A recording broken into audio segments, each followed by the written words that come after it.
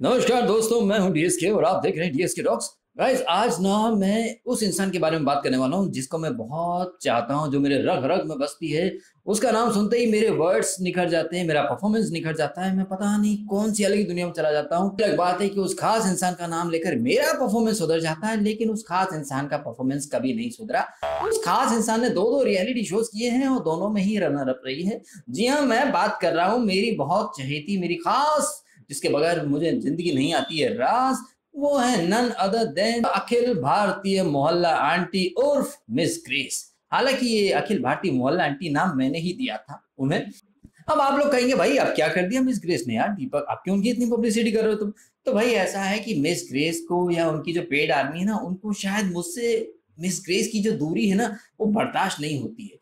तो वो चाहते हैं कि यार मैं उनके बारे में अक्सर बातें करूं। इस बार मिस ग्रेस की पेड आर्मी ने मुझे थाली में सजाकर एक इश्यू दे दिया है, एक मुद्दा दे दिया है कि यार डीएसके, इस बार तो मिस ग्रेस के लिए कुछ बोल दो यार, बहुत दिन से तुम्हारे मुझे कुछ सुना नहीं है। तो भैया बहुत ज्यादा पुरानी बात नहीं है। बिग बॉस 11 में अक्टूबर से लेकर के जनवरी तक मिस ग्रेस को हमने 105 दिन देखा था बिग बॉस में। उसके पहले हमने उन्हें देखा था फियर फैक्टर में, खतरों के खिलाड़ी। उनका एक डायलॉग आपने अक्सर सुना होगा, girl power, women empowerment, girl power जिंदाबाद। मतलब गर्ल पावर मतलब वुमेन एम्पावरमेंट, मतलब महिला सशक्तिकरण, मतलब महिलाओं की इक्वालिटी की बात, मतलब महिलाओं को उनका हक दिलाने के लिए पुरजोर कोशिश करने की बात। मतलब कि औरतें, वुमेन्स, महिलाएं, लड़कियां, बेटियां कहीं किसी से कम नहीं है। लेकिन भैया ये अलग बात है कि बोलना और उनका करना, दोनों में जमीन आसमान का अंतर है। मतलब कि उनका बोलना और उनका करना, they are not made for each other. बिल्कुल ही, ये तो अलग अलग बात हो जाती है। वो कहती कुछ है, करती कुछ है। हम सबने देखा है बिग बॉस में, एंड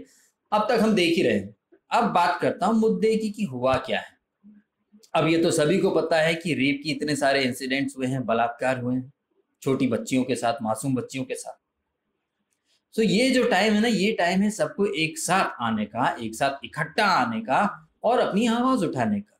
ठीक है, कई लोग कई तरह से ट्विटर पर, सोशल मीडिया पर, या कई लोग सड़कों पर अपनी आवाज उठा रहे हैं। कोई कैंडल मार्च निकाल रहा है, कोई सभाएं कर रहा है नुक्कड़ों पर, नुक्कड़ों पर, सड़कों पर, पार्लियामेंट के सामने, विधानसभाओं के सामने। कई लोग सोशल मीडिया पर कई लोग सोशल मीडिया पर अपनी आवाज उठा रहे हैं। कोई ट्विटर पर वीडियो बना रहा है, कोई ट्विटर पर पोस्ट लिख रहा है, कोई फेसबुक पर, कोई इंस्टाग्राम पर, कोई अपने हिसाब से जितनी भी मासूम बच्चियां जो इस हैवानियत का शिकार हुई हैं उनके सपोर्ट में, और जो अपराधी हैं, जो रेपिस्ट हैं, उन्हें पकड़वाने के लिए, कानून में बदलाव लाने के लिए हर तरह से अपनी तरफ से आवाज उठा रहा है। सबको आना चाहिए, ये बहुत सेंसिटिव इश्यू है। लेकिन क्या है कि मिस ग्रेस और मिस ग्रेस की जो पेड आर्मी है, उन्हें सिर्फ एक ही चीज आती है। मिस ग्रेस को बिग बॉस में बोलना आता था गू करो गू, और मिस ग्रेस की पेड आर्मी को गू फैलाना आता है ट्विटर पर। देखिए भैया, बात ऐसी है कि बिग बॉस 11 की जो विनर हैं, उन्होंने पोस्ट किया है अपने ट्विटर हैंडल पर कुछ एक बड़ा ही इमोशनल टाइप का वीडियो आसपा के लिए और जितने भी रेप विक्टिम्स हैं उनके सपोर्ट के लिए अपनी आवाज उठाई है। अब मैं यहाँ पर कह रहा हूँ बिग बॉस 11 की विनर, हालांकि मैं उनका नाम ले सकता हूँ लेकिन मैं नाम लूंगा नहीं, क्योंकि उनके नाम में फुटेज है, उनके नाम में कॉपीराइट है, तो वो उनका नाम तो मैं ले नहीं सकता। और मैंने पहले भी कहा मैं उनका नाम लूंगा नहीं।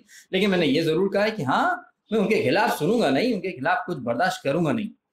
अब हुआ ये है कि यही हिना फैंस की जो आर्मी है, ये लग गई है बिग बॉस 11 की जो विनर है उनके पीछे। इमोशनल अपील थी वो, लेकिन उसमें भी इन लोगों ने रायता फैला दिया। कहती खुद को है कि वुमेन एम्पावरमेंट, गर्ल पावर, ये मिस ग्रेस।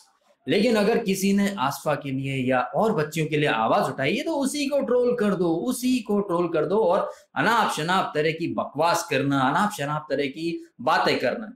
कोई भी सेंसिबल इंसान होगा, कोई भी समझदार व्यक्ति होगा तो ऐसे ऊट पटांग टाइप के ट्वीट्स को ना लाइक करेगा, ना पढ़ेगा, ना शेयर करेगा। लेकिन मिस ग्रेस अलग ही यूनिवर्स से है, अलग ही ब्रह्मांड से आई है। उन्हें बिग बॉस 11 की जो विनर है, इनके द्वारा की गई हर बात खराब लगती है, खराब लगेगी, क्योंकि भाई बिग बॉस 11 की हार इन्हें अब तक हजम नहीं हुई है।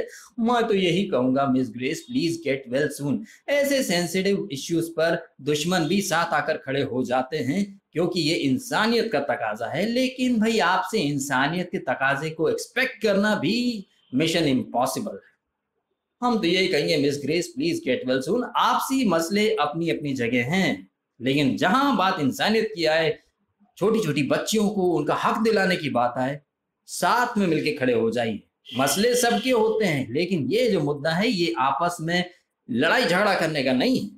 तो ये बात मेरे दिल में आई कि भाई इस मामले पर, इस मुद्दे पर, इस इश्यू पर तो कम से कम शांत रहो।